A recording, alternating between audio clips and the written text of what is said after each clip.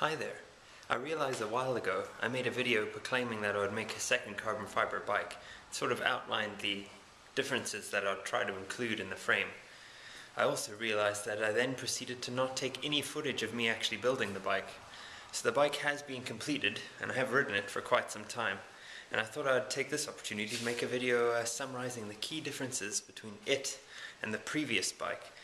I'm assuming you have watched, as the viewer, the videos about the previous bikes. You'll understand if I just tell the differences. If you haven't seen them, go back and watch them.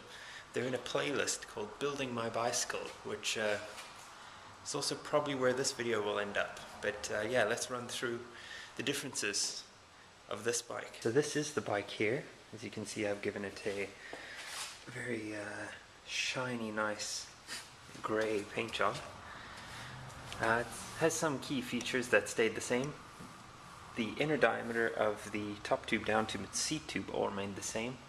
It still uses the same fork and headset that the previous bike used. Same stem and handlebars. One big difference was the move to a 31.6mm seat post. This allowed the 1.5 inch internal diameter seat tube to directly accept the seat post. On the previous model there was of course an adapter, aluminum sleeve inside the seat tube. That has been done away with, and we just have a straight 31.6mm seat post going in. You might recognize that from the old frame, same seat post clamp. Up front here as well, there's no aluminum insert in the head tube, it's full carbon throughout, and it's just dressed top and bottom to fit the cups, so the aluminum mating surfaces of the cups touch directly carbon fiber. The BB is using the same, it's almost impossible to tell from here, same aluminum insert. It's actually a BB30 adapter, exactly the same as the other bike.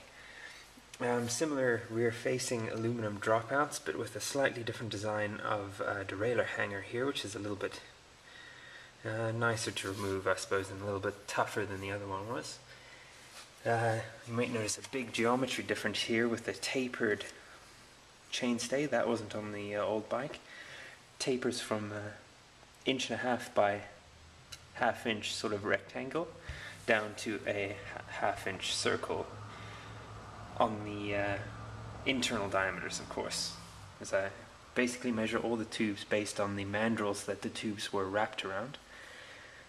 That's another thing that's very similar in the construction of this bike. They're still all internal molds that are then extracted after the tube has been cured over top. The joints, very similar as well. You can see them sort of built up, not the best finish around them. They're just co-molded with layers of carbon fiber. Same here, very similar brake bridge design, but of course no filament winding there now. It's all woven. Or yeah, sort of plain weave 3K carbon fiber fabric was used on the entire bike. Yeah, sort of similar from the back or from far away. You can see it's a similar sloping design as the old bike. Sort of supposed to be equivalent to a 60cm traditional frame, just like the old guy was. A slight error was made on the head tube.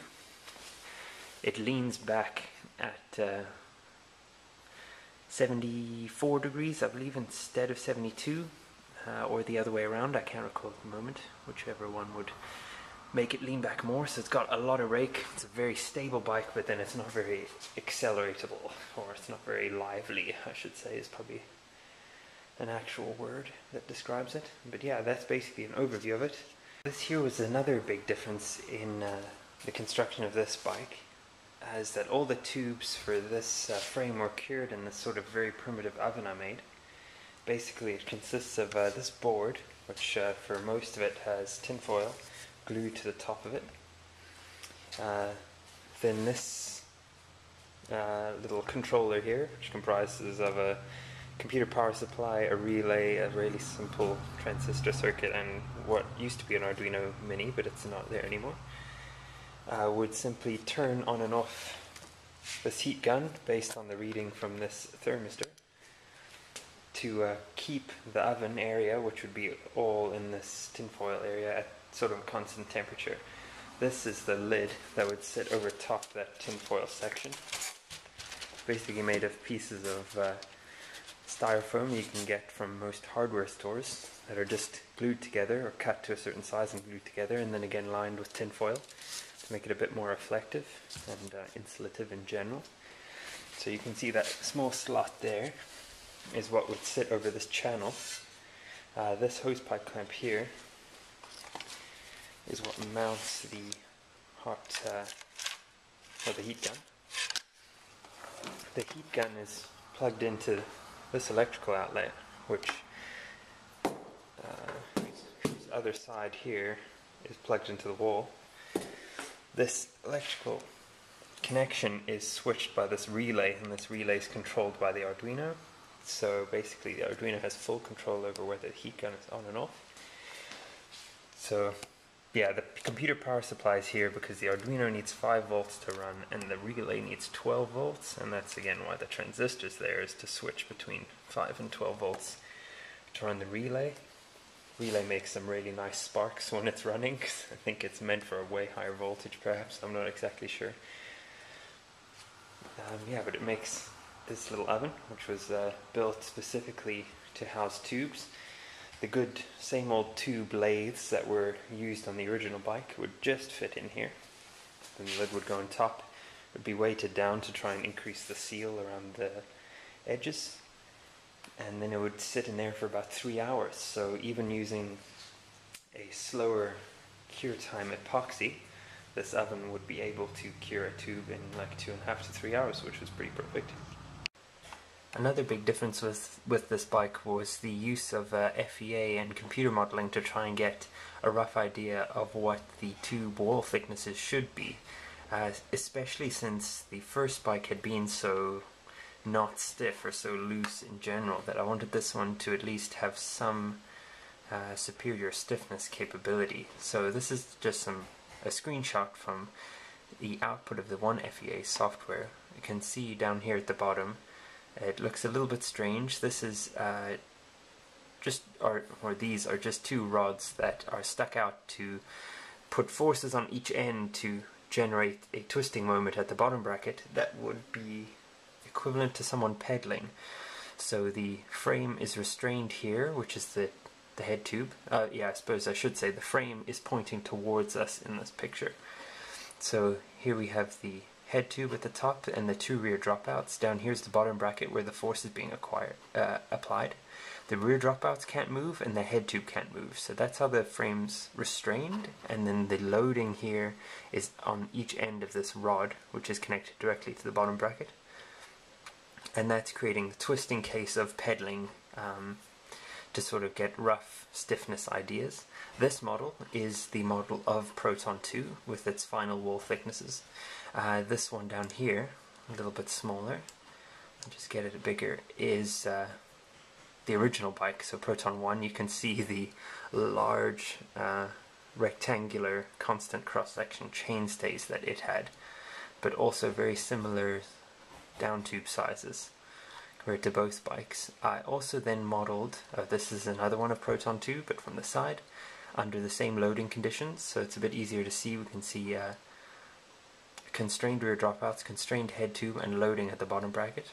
The colors here in this particular one show total deflection in millimeters, so it's a Pythagorean sum of all the deflections of each node. So you can see it's most at the bottom bracket. Logically it tapers out to this blue, which is 0, and that's how you can quickly tell that the head tube and the rear dropouts are constrained, is because there's 0 deflection here. This is another model that I did to get sort of comparative numbers for what Proton 2 should be. I took measurements based on a Columbus SL tube set and the stiffness of steel, and created a steel bike model.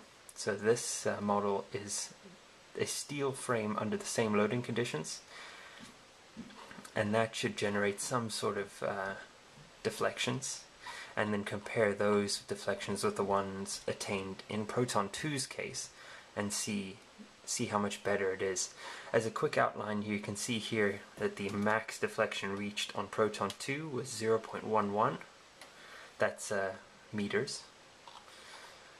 Here's Proton 1, we said 0.19, so it's considerably more than what the Proton 2's model is for, and this on the steel bike here is 0.009. So the steel one is still technically stiffer. An important thing to note with the steel frame model is, as you can see up here, steel model thick tubes. So this model doesn't take into account tapered tube sections, which of course are in pretty much every road tube set. There's a butted tube construction where the tubes are thinner in the middle, and that actually decreases the stiffness of the frame slightly. So this 0.09 is a overestimate of the stiffness of the steel frame. I did make another model that had the thin tubes throughout, and I don't have a screenshot of it sadly, its deflection was a little bit above what Proton 2's was. So I was going to, therefore, using some sort of averaging principle, show that Proton 2 was going to be as stiff as a steel bike, which is sort of a big design goal. That's all it really had to be. The final thing I tried with this bike, of course, and sort of an offshoot of the need for FEA, was just to keep really accurate numbers of everything here. So these are basically measurements of the frame, what they should all be. Primary positions of all the points. This is directly needed for the FEA analysis to enter in the model. And I also created these, which are basically outline for each tube, its length, its inside diameter, outside diameter, required wall thickness, therefore the number of plies of fiber that are required, and then the angles of each ply and the resulting width and length that has to be cut. Then a total area for each tube can be calculated, and then using an estimated price, the cost of each tube can be found. So that's the top tube, and we have the down tubes here, C tube, and of course it just goes through them all. They were really handy, so whenever I needed to make a tube, of course, I'd just bring this book, cut out each ply, lay them out on a table, and then just go through them all, one through, in this case, 1 through 9, to do the chain stays, and then I can wrap them up and check them off as they went on, and then it helped sort of as a quality control, and just so I wouldn't forget to miss layers when putting the frame together. So that's basically the outline of how that bike was created. Again, I apologize that there's no actual hands-on footage of it being built, but that's the best I can do for now. So yeah, if you like that, if you want to see more, please like and subscribe. I'm going to start working on another bike soon, hopefully maybe beginning of next year or later on this year, and I'll start making videos about that one as well. So see you then.